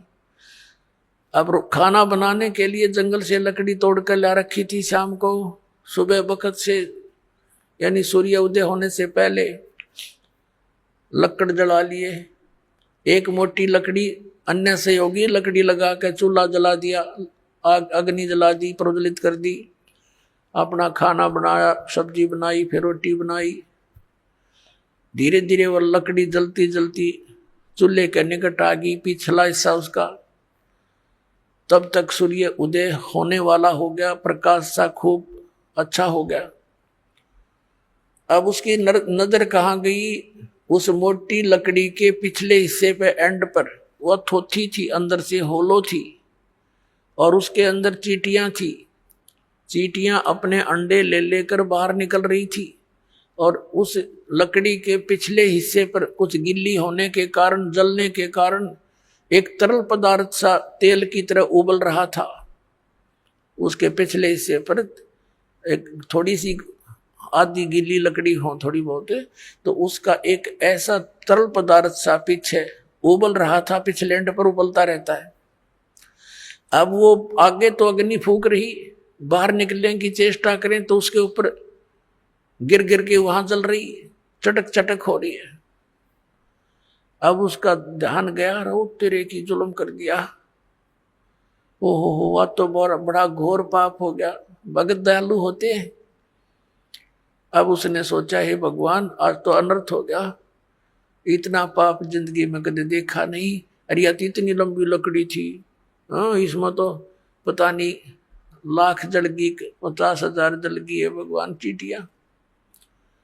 अब उसने फटाफट वो जल बुझा दिया, जल डालकर लकड़ी तो, और सोचा कि इसे पाप के अन्न को मैं नहीं खाऊंगा, इस पाप के भोजन को नहीं खाऊंगा, किसी साधु संत को खिला दूंगा। इस उद्देश्य से सारे भोजन को लेकर रखकर थाली में चल पड़ा, क्योंकि मथुरा के आसपास ये भगत साधु संत घूमते ही रहते हैं। उस समय परमात्मा ने हिंदू साधु का रूप बना लिया, लाल से कपड़े अपने ऊपर कर लिए, और हिंदू धर्म के लोग ऐसे ही लोगों को साधु मानते हैं। धर्मदास जी ने देखा कि सामने एक महात्मा बैठा है, उसके पास गए और कहा, महात्मा जी भोजन खा लो। परमात्मा ने कहा, रख दे धर्मदास, भूख लगी है भाई। अब धर्मदास जी ने देखा कि ये आदमी मुझे कैसे जानता है, ध्यान किया और ऐसे लगता है कुछ देखा हो, लेकिन वेश बदल रखा भगवान ने। सोच लिया कि मैं भंडारे करता रहता हूं, कभी आया होगा भंडारे में महात्मा धर्म यज्ञ में। तो कहा महाराज भोजन खा लो। का अच्छा भाई। अब परमात्मा कबीर जी ने क्या किया, लोटे में जल ले रखा था अपने में, उसमें से जल लिया चुलू में, एक मंत्र हा बोला और पूरी बात पर छटक, जितना भी भोजन था सारे पर छिटक दिया, छींटे मार दिए। उसी समय सारे भोजन की चींटी बन गई और सारी थाली काली होगी, और चींटियां अंडे मुंह में लेकर के बाहर निकलने का प्रयत्न कर रही है, पूरी थाली में घूम रही है, भोजन नहीं रहा। तब परमात्मा उसी रूप में आगे, जिस रूप में पहले दिन वार्ता हुई थी, और कहा, अरे धर्मदास कल क्या कह रहा था कि तुम कोई जीव हिंसा नहीं करते, तेरे से तो कसाई भी अच्छा, इतनी चींटी पाप का भोजन तो मुझे खिलाने लाया था। चरण पकड़ लिए, पैरों में गिर गया, हाथ जोड़े, हे भगवान गलती होगी, हे परमात्मा माफ कर दो मुझे, मालिक मैं नीच गणा हूं, और पिछला यो गंदा रंग मेरा घना चढ़ रहा था, दाता मेरे से गलती बन गई, रो बुरी तरह। हे भगवान मुझे कुछ और ज्ञान बताओ, आपने तो इधर का छोड़ा ना इधर का, मैं तो सारी रात करवट बदल के काटी दाता। तब परमात्मा ने कहा, अब सुन ले ज्ञान सुनाऊं, कि जो साधना तू कर रहा है बच्चा, ये तेरे को घोर नरक में डालन की है। कहां से चलकर आया है तू? बांधवगढ़ से आया हूं महाराज। बांधवगढ़ मथुरा से कितनी दूर है? कि लगभग 800 किलोमीटर, 700 750 किलोमीटर। किस साधन से आए हो? कि पैदल चल के आया हूं महाराज। तो बच्चा बांधवगढ़ से यहां आने तक आपने कितने जीवों को अपने पैरों के तले मार डाला, कुचल कुचल कर। सूक्ष्म प्राणी जो दिखाई नहीं देते, और कीड़े मकोड़े ये तो गिनती नहीं। पुण्य तेरे को एक नहीं, क्योंकि इस जोड़ में नहाते के फायदा। जिस मथुरा के तालाब को तीर्थ मानते हो, और ये मानकर आपके धर्मगुरु आपको समझाते हैं, ज्ञान देते हैं कि यहाँ भगवान श्री कृष्ण रहा करते थे, लेटा करते थे, नहाया करते थे, तो परमात्मा ने बताया यहाँ तो कंस भी नहाया करता इसमें, और कंस भी यही लेटा करता। और श्री कृष्ण जी तो इस मथुरा ने छोड़कर द्वारका बनाई थी, समुद्र के बीच में एक टापू सेलेक्ट करके, वहां रहा करते। वहां क्यों नहीं जाते तुम? वो दूर घना पड़ता होगा। और परमात्मा ने दया करी थी, द्वारका को जल में डबो दिया था कि गड़ धक्के खाना ना होंगे, कदे भ्रमित होकर यहाँ पहुंचे। और तुम वही साधना कर रहे हो जो शास्त्र विरुद्ध है। अब धर्मदास जी तीर्थ में नहाने का तो एक भी पुण्य को नहीं। फिर तीर्थ के विषय में बताया कि इसको तीर्थ आपने इसलिए मान लिया कि श्री कृष्ण जी यहाँ नहाया धोया करते, यहाँ रहा करते इस तालाब के आसपास। और अन्य तीर्थ सुन ले, और दूसरे धाम कैसे बने हैं, ये मंदिर कैसे बने हैं। जैसे अमरनाथ का मंदिर जहाँ तुम मोक्ष उद्देश्य से जाते हो बोली आत्माओं, वो अमरनाथ कैसे कहलाया कि भगवान शिव जी ने अपनी पत्नी पार्वती को उस स्थान पर मंत्र दिया था जिसको तुम अमर मंत्र बोलते हो। और वो हमारी फर्स्ट एड है, प्राइमरी क्लास की पढ़ाई है। ये प्रथम मंत्र जो आपको दिया जा रहा है, ये मंत्र 5 मंत्र बीच बीच के ये पार्वती को दिए थे। उसका तुमने पता भी कोई ना कौन सा हो, अमर मंत्र अमर मंत्र अमर मंत्र करते फिरते हो। और उस स्थान पर भगवान शिव ने पार्वती को नाम दिया था, जिस कारण से उसने सच्ची लगन करके जाप करके और जितना अमरत्व प्राप्त हुआ वो प्राप्त किया। वो कितना है, जब तक वो शिव जी भगवान की मृत्यु नहीं होगी, पार्वती उसके साथ रहेगी। उससे पहले वो 107 बार जन्म और मर ली थी। अब पुण्यात्माओं वहां अब ना शिव जी कोई मंत्र दे दिया आपने और ना कोई और स्थान व्यवस्था, तो वो नाम अमर मंत्र पूरे गुरुत हैं। आपको जहां मिल जा धर्मदास, अगर आपको वो मंत्र कहीं पर भी मिल जाता तो उस प्राणी के लिए, आपके लिए वो स्थान अमर धाम है। वो अमर लोग अमर है, अमर धाम है वो अमरनाथ का स्थान वो है उसके लिए। जैसे ही बाप जी को यहाँ बरवाला आश्रम में मिलता है मंत्रियों, तो आपके लिए तो ये है तीर्थ, ये बरवाला वाला वो तीर्थ है। लेकिन जैसे क्रोथा आश्रम में जिन्होंने मंत्र लिया था तो उनके लिए वो क्रोथा है, वो अमरधाम। लेकिन उस अमरधाम के चाटे वो तो सरकार ने खोज लिया हमारे पे। ये वहां कोई माथा टेकन जा भोला भगत बता के क्या मिलेगा, दास तो बैठा है यहाँ पर, तो आपको इस दास के पास आना पड़ेगा। और उस क्रोधाश्रम में कख नहीं।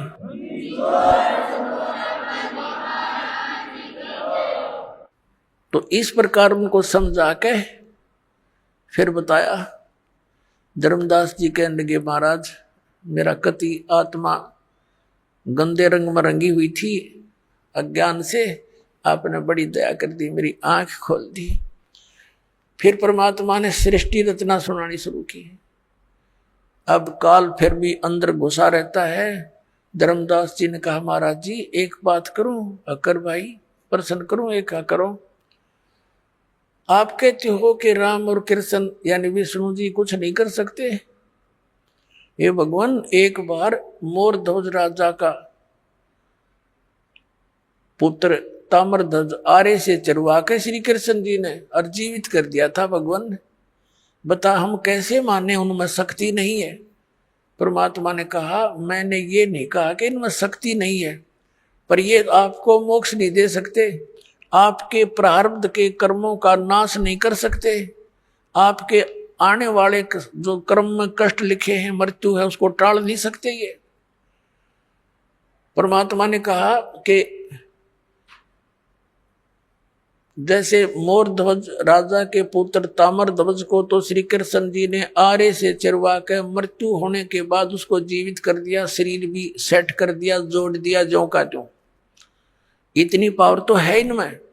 लेकिन इनका सगा भांजा अभिमन्यु प्रथम दिन युद्ध में मारा गया था, चक्रव्यूह में। सुभद्रा श्री कृष्ण जी की बहन थी, अर्जुन का ब्याही थी,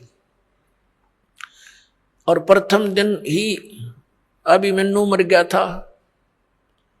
श्री कृष्ण रोए, सुभद्रा रोए, 500 पांडव रोए, उनका कुल नाश हो रहा था। तब तेरे श्री कृष्ण जी ने जीवित क्यों ना करा वो अभिमन्यु। अब धर्मदास फिर सुन्न हो गया, हे भगवान ये कारण क्या था, हमने तो ये बात कभी ध्यान में ना आई हमारे। तो परमात्मा ने कहा बेटा अभिमन्यु की आयु इतनी ही थी, प्रारब्ध इतना ही था, और उस ताम्र ध्वज की आयु शेष थी। वो तो बीच में जाकर वो पंगा लिया था तेरे कृष्ण जी ने, और वो जीवित कर दिया। वो तो जीवित था ही, उसकी तो आयु शेष थी, और इसको जीवित नहीं कर सका क्योंकि उसका आयु शेष नहीं थी। इसलिए ये आपके प्रारब्ध में आपके कर्म के कष्ट को अवॉइड नहीं कर सकते, खत्म नहीं कर सकते। अब कहने का भाव ये है कि परमात्मा ने फिर सृष्टि रचना सुनाई है। धर्मदास जी फिर थोड़ा सा कच्चा बोल गया, कहने लगे महाराज जी जैसे सुदामा जी का थोड़े से चावल खा के और एक महल बना दिया था सुंदर, परमात्मा कहने लगे भाई तेरी बुद्धि तो कति गड्ढे में पड़ी है बेटा। अरे के कला तोड़ दिया, एक महल बना दिया था, एक मंत्री बनवा दिया अपने मित्र का, इतना महल था यहाँ के मंत्री राजा लोग बना दे। इस तो मोक्ष हो गया उसका सुदामा का। ना मोक्ष श्री कृष्ण का, जन्म मृत्यु कृष्ण की मिटे, श्री कृष्ण की मिटे नहीं, ना सुदामा की उसके पुजारी की। तो पुण्यात्मा धर्मदास जी कुछ कहने लगे महाराज जी आप तो हमारे देवताओं के पीछे पड़ लिए। परमात्मा बोला भाई बाढ़ में जा। मैं उसी टाइम अंतर ध्यान हो गए परमात्मा, और वो लगा रोन बुरी तरह, अरे भगवान गलती होगी, हमारे साथ तो ऐसी बनी हुई है, काल ने इतने रंग दिए, हम कति खराब कर दिए अंदर ते। अब रो रहा है, देख रहा है ऊपर और नीचे, ये भगवान कहाँ गए। अब उसके बाद बरसाने में जाते हैं, ये मथुरा से फिर बरसाने में जाते हैं। बरसाने में ना जानते नहीं होगा, मथुरा गया हुआ यात्रा पूरी नहीं। बरसाने में किस लिए जाते हैं कि राधा बरसाने की लड़की थी और श्री कृष्ण से मिलने आया करती थी। तो उस समय के लोग तो उसको गुंडी बुंडी कहा करते कि गैर पुरुष से मिलने जाती है, या पूरा गांव विरोध करा करता, लेकिन वो नहीं मानी फिर भी। तो अब उस वहां जाके क्या कहते हैं, राधे राधे श्याम मिला दे, राधे राधे श्याम मिला दे। देख किसे डले डुआ रखे, वहां ना राधे और ना श्याम, उड़ा टेलीफोन मिलाओ जाके। अब ये अकल मार रखी हमारी। अपने आत्मा धर्मदास जी वापस चल पड़ा अपने घर को कि ईब तो वो महाराज जी कति नहीं मिल रहे, बिल्कुल नहीं मिले। मैंने तो नालायक आदमी हो, देख कैसे गलती कर दी और दूसरी बार कर दी। घर की तरफ चल पड़ा रोता हुआ। अब परमात्मा गरीबदास साहिब जी ने अपनी वाणी में कहा है, तावा रोवत धर्मनि नागर, कहाँ गए मेरे सुख के सागर। कल्प करे और मन में रोवे, दसों दिशा को वो मग जो है। दसों दिशा को ऊपर न देखे, कदे ऊपर न उड़ गए हो, साइड में हो, इधर हो, पीछे हो, कदे नीचे खड़े हो कहीं।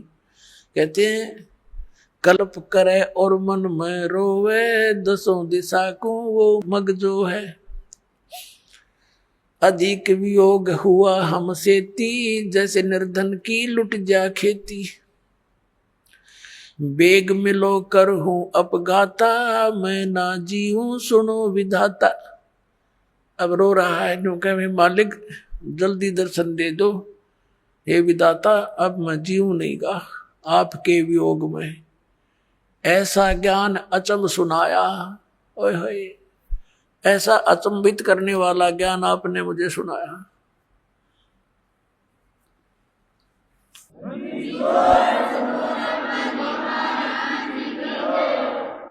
अब रोता रोता घर पे आ गया, सारे आंसुओं से कमीज भीग गया। 2-3-4 दिन में अपना घर पहुंच गया। उसकी पत्नी ने देखा कि भगत जी ने तो 1 महीने माना था, 2 महीने की यात्रा थी इसकी, 2-3 महीने की, तो सब तीर्थों पे जाना था, वापस कैसे आगे, रो बुरी तरह रहे हैं। तब आमनी देवी नाम था उस धर्मदास जी की धर्मपत्नी का। उसने कहा कि क्या हो गया भगत जी, कैसे वापस आ गए? वो सुन नहीं रहा था, वो उसकी बात का उत्तर नहीं दे पा रहा था, वो रोई सी बुरी तरह रहा था। उस इतना अंदर से कलेजा भर भर के आ रहा था, उसका बोल नहीं निकल रहा था। और अपने घर के बीच में जाकर कमरे में और जमीन पर गिर के बहुत बुरी तरह रो रहा था, जैसे किसी का कोई स्वजन मर जाता है। अब आमनी भी रोने लगी बैठ के, क्या घटना घटेगी भगत के साथ। तो उसने सोचा अपनी सोच से, क्योंकि धर्मदास जी था खुले हाथ का, आमनी देवी थी थोड़ी सी कंजूस टाइप की, ये धर्म बहुत करा करता, भंडारे साधु संतों को बुलाता, साधन उनको कंबल कुंबल साथ में देता, तो यह टोक टाक दिया करती जी, दान हिसाब का होया करे, इतना मत खर्च करो, बालक भी पालने हैं। तो इसने नो सोचा आमनी देवी ने कि मैं भगत जी को टोक टाक दिया करती, और इसका लगता है किसी ने रास्ते का जो पैसा था लेके गया था, यो धन यात्रा खर्च, वो निकाल लिया। अरे इसका काम अधूरा रह गया धर्म का, और ये इसलिए रो रहा है कि अब ये नो सोच रहा होगा कि मैं पैसे मांगूंगा और या फिर ना नुकर करेगी, और ऐसा किया हुआ धर्म फिर व्यर्थ होता है। तो उसने इस विचार से कहा कि हे भगत जी, कोई बात ना, किसी ने आपका यात्रा खर्च निकाल भी लिया होगा, आप और ले जाओ, कि आपके धन की कमी है, आपको भगवान ने कितना दे रखा। उसको एक सांत्वना दिलाने के लिए वो इस प्रकार की उसकी सिंपैथी सी कराने लगी। काफी देर रोता रोता जब मन थोड़ा सा ठीक बोलने के हिसाब में हुआ, तब कहने लगा, आमनी देवी, यदि मेरा वो धन निकल जाता तो कोई बड़ी बात नहीं थी, वो और ले जाता मैं, लेकिन मेरा ऐसा धन गया, वो मुझे अब मिले नहीं और मैं जीव नहीं। तो वो कहने लगी, ऐसा कौन सा धन था? तो उसने रोते रोते सारी कथा सुना दी, जो मालिक ने सुनाई थी। आमनी इस बात में बहुत तेज माइंड की समझदार बेटी बहन थी। उसने कहा, हमने रामकृष्ण जी कभी मिले या शंकर भगवान मिले हो, और चलो मिल भी जाते जब उनकी सतीथि सारी स्पष्ट होगी, आप तो बिजनेसमैन थे, ये सौदा चूक कैसे गए? आप तो व्यापारी आदमी हो, हमने के रिश्तेदारी थी रामकृष्ण के साथ, जब हमने सही मार्ग मिल गया तो हमने ये आपने ग्रहण क्यों ना किया, या गलती कैसे खाई? तो वो कहता है कि जीवन में पहली बार हानि का सौदा हुआ मेरे से, आज तक हानि नहीं हुई थी, और ऐसी हानि होगी आमनी, अब यह पूर्ति नहीं हो सकती। मैं घना नीच हूं, दूसरी बार मैंने ऐसी गलती कर दी, एक बार की तो चल जाती। तो रामनी भी कहने लगी, कोई बात ना, हिम्मत सी करो। तो 6 महीने बीत गए ऐसे, रोजाना कोई काम नहीं करे, रोटी एक मुश्किल से खावे और गली में बैठ जावे, नो देखे ऐसा आवे कोई साधु। अब जैसे कोई साधु भक्त दिखाई दे उसके निकट जावे, शायद आ गया हो। जैसे बेलनी ने श्री राम की इंतजार की थी कि दूर तक कोई भी आता दिखा करता, भाग लेती थी, श्री राम आ गए, श्री राम आ गए। ठीक यही दशा धर्मदास जी की हो रही थी। एक दिन उसने सुना कि कोई गांव के बाहर एक जंगल था, छोटा सा वन, उसमें एक महात्मा आया है। गांव के लोग श्रद्धालु बहुत होते थे, सभी जा रहे हैं दर्शनार्थ। धर्मदास जी को पता लगा तो वो भी गया देखने के लिए, शायद वो महात्मा आगे हो फिर मुझ पर रहम करके। अब जाके बैठ गया अब न्यू तो पहचान सकता नहीं, क्योंकि उसी समय भगवान ने दूसरा रूप भी बना लिया था उसके सामने। तो उसने प्रश्न किया कि महाराज जी, ब्रह्मा जी, विष्णु जी, शिव जी के कोई माता पिता हैं? वो लगा कहने, वो जो कैसेट फीड कर रहा था, ये तो अजरो अमर है, सर्वेश्वर है, महेश्वर है, ये मृत्युंजय है, कालज्जय है। लाला जी ने कहे मां है, रॉन्ग नंबर है।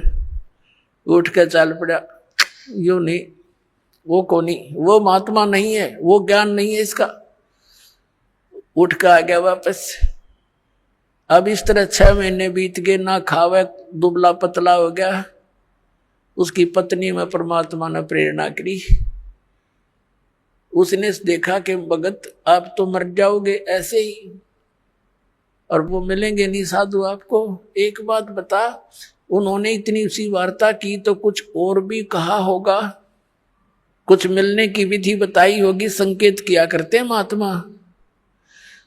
तो धर्मदास जी को भी परमात्मा ने याद दिला दी। कबीर साहब ने कहा था कि भाई जहां भंडारे होते हैं वहां मैं पहुंच ही जाता हूं, जहां धर्म होते हैं ना, धर्म यज्ञ, वहां मैं अवश्य जाता हूं। ना यू काल होने दे अच्छे काम ने, आग लगा दे वहां पर मेरे बच्चों में, चाहे कैसा ही कर रहा है वहां भी मैं ही जाता हूं। उसको बेचारे में आस्था बनी रहे भक्त भगवान की, इसलिए। तो उसने ये बात बताई आमनी को। आमनी कहने लगी फिर तो बन गई बात, आप भंडारा कर दो, आपका धन बतेरा, परमात्मा ने दया कर रखी, सेठ हो आप तो, और भंडारा कर दो। अब उसने कहा था 1 दिन का, उसने 3 दिन का धरा, क्योंकि खुले हाथ का था कि कदे 1 दिन में ना आवे मात गुरु जी, महात्मा जी। 3 दिन का धर्म भंडारा कर दिया और बहुत दूर तक चिट्ठियां भेज दी।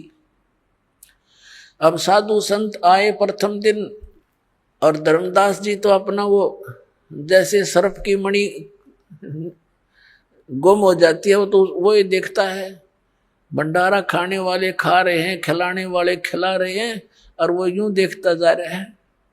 देखा कि नहीं आए, सारा दिन गया। फिर बैठ कर रोया सारी रात। सुबह फिर यही स्थिति रही, अगले दिन भी। तीसरा दिन बाद दोपहर हो गया, और अंदर से जो वास्तविक पुकार, हृदय की पुकार उसने की कि हे परमात्मा, या तो आज दर्शन दे दियो अपने दास ने, नहीं सुबह आपका दास जीवित नहीं रहेगा, आत्मघात करूंगा, आत्महत्या करके मरूंगा, मेरे पर जिया नहीं जा सकता, वो भक्ति में कर नहीं सकता, और आगे की कोई रास्ता मिला नहीं। इस जीवन में इसका क्या करूंगा मैं, ऐसे पशु जैसे जीवन को जी कर। ये फाइनल फैसला उसने हृदय से कर लिया। वो तो अंतर्यामी है कि आज बात बिगड़ेगी। एक कदम का पेड़ था, जहां वो भंडारा चल रहा था उससे 100 फुट की दूरी पर परमात्मा आकर वहां विराजमान हो गए, सतलोक से चलकर। 1 मिनट में जहां से जा पहुंच जाते हैं। और धर्मदास जी देख ही रहे थे, कोई साधु संत वहां बैठों को देखकर फिर इधर उधर देखा, तो सामने क्या देखा, को हो ये बैठे हैं। एकदम दौड़ा गया और निकट से देखा कि तीजों का त्यों स्वरूप है, और जिंदा महात्मा का रूप है। चरणा में पड़ गए, सीने के लिपट गए, जो कर बालक के चिपट जाकर, बालक अपने माता पिता के चिपट जाकर ऐसे। और कहने लगे महाराज, वो आंखों में देखे आंसू भराए, हे परमात्मा माफ कर दियो, इबका छोड़ कर ना जाइयो अपने दास को। उसका न्यू हो रहा कि वे चले ना जा, छोड़ू नहीं कती, चाहे क्यों करके मैं करना पड़ो, कुछ भी करना पड़े। तो परमात्मा कहने लगे कोई बात ना बेटा, मैं तेरे लिए आया हूं, और ऐसे कर इन सबको फारिग कर दे, मेरा भेद ना बताना, जिक्र ना करना। क्योंकि मालिक को पता था जैन मत 1-2 सिर फिराई साधु रह गया ना डे, यहाँ इसके साथ मैं बताऊंगा तो ये उल्टे खुटे ठोक के इसने और खराब कर देगा। तो परमात्मा ने कहा इन्हें निकाल फटाफट तुम। और वो हाथ जोड़े, महाराज जाइयो ना, अकना बेटा मेरा वचन है नहीं जाऊंगा। तो उन्हें फटाफट आकर उनको विदा किया, जो देना जाना था वो फारिग करे। और महाराज जी चलो दास की कुटिया है। अब घर ले आए भगवान को। आमनी देवी ने कहने लगा कि आजा आजा मेरा पा गया धन। एक मुड्ढा सा बैठना दे दिया, भगवान बैठ गए कबीर साहब। पति पत्नी दोनों एक एक पैर पकड़ के और मालिक के चरणों में बैठ गए। आमनी देवी ने कहा महाराज जी आपका भगत तो बहुत नरमात्मा का है, इतनी कड़ी परीक्षा नहीं लेनी चाहिए थी। ये तो रो का मर जाता, मैं थोड़ा सा हिम्मत देती रहती इसको। परमात्मा ने कहा बेटा इसको मैंने दुखी इसलिए किया कि ये काल का वकील बन रहा था। मैं जो भी ज्ञान दूं था ये उल्टा पड़े था।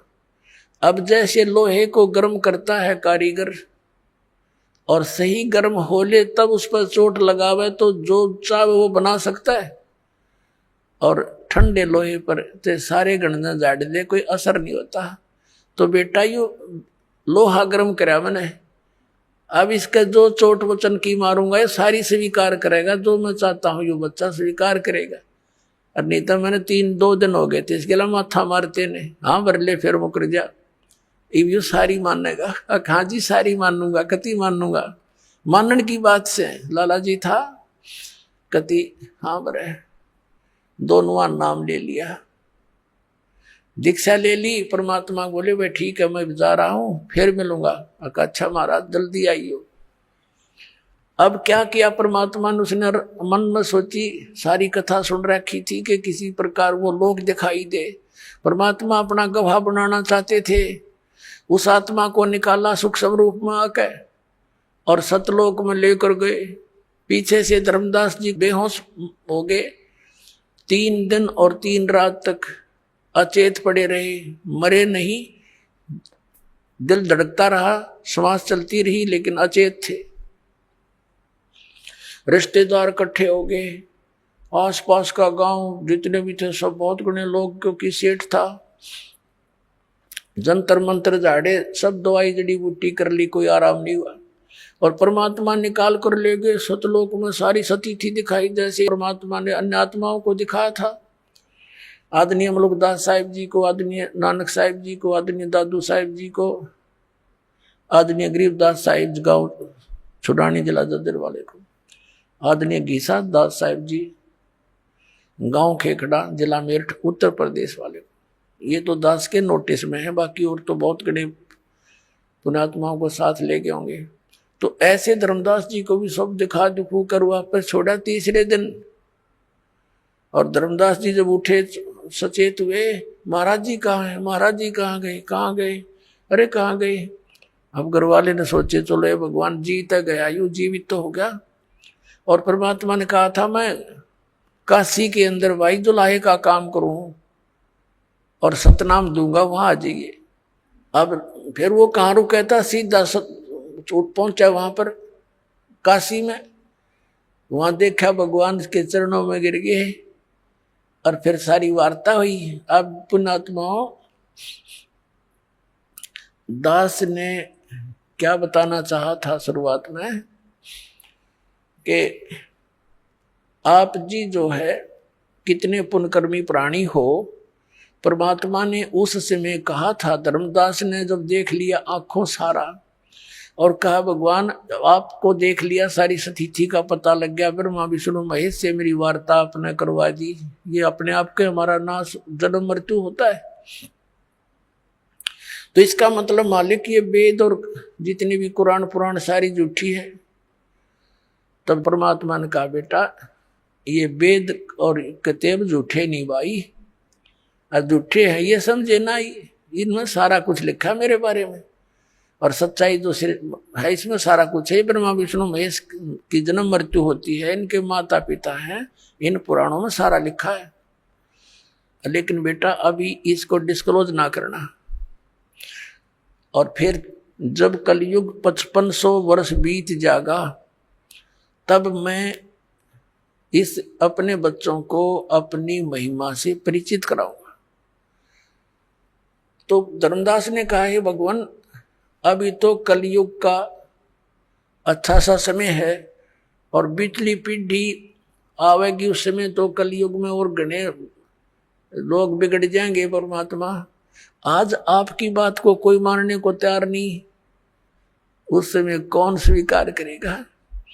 तो परमात्मा ने कहा उस समय मैं सबको शिक्षित करूंगा, और बेटा उस समय मैं स्वयं आऊंगा और इन सब को यथार्थ ज्ञान से परिचित कराऊंगा। तो पुण्यात्माओं, धर्मदास जी को समझाया कि धर्मदास मेरी लाख दुआई, ये सार नाम की दबार ना जाई, और सार नाम बार जो पढ़ी बिचली पीढ़ी हंस नी तेरही। फिर दोबारा कहा कि धर्मदास मेरी लाख दुआई, ये मूल ज्ञान की दबार ना जाई। ये जो ज्ञान मैंने तुझे बताया अभी, ये डिस्क्लोज ना करना यू, नहीं तो ये बिचली पीढ़ी हंस नी तेरही। मूल ज्ञान तू तब तक छुपाई जब तक ये द्वादश पंथ मिट जाए। ये 12 काल के जो पंथ चले हैं, इन ये अपना कह सुन लेंगे सारी कुछ, ये सारे चल लेंगे जब तक इनका एंड हो लेगा, जो कुछ ये कहना चाहते हैं उसका। और फिर मैं स्वयं जाऊंगा या अपना अंश भेज दूंगा। मालिक ने कहा है कि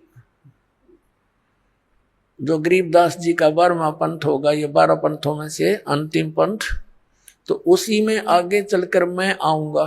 तो परमात्मा नहीं आए तो दास भेज दिया।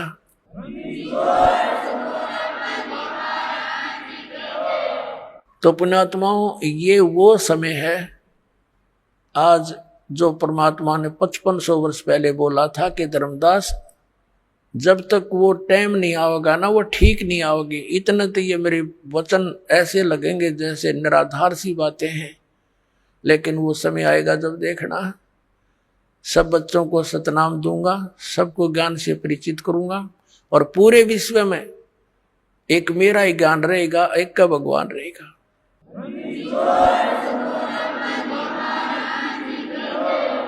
और सबको सतनाम दे करके पार करूंगा, मेरा वायदा है। तो पुण्यात्माओं, आज आपका जन्म इस समय में है।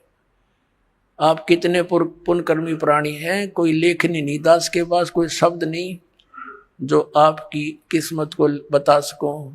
धन है आपके माता पिता जिनसे जन्म हुआ। बोलो सतगुरुदेव।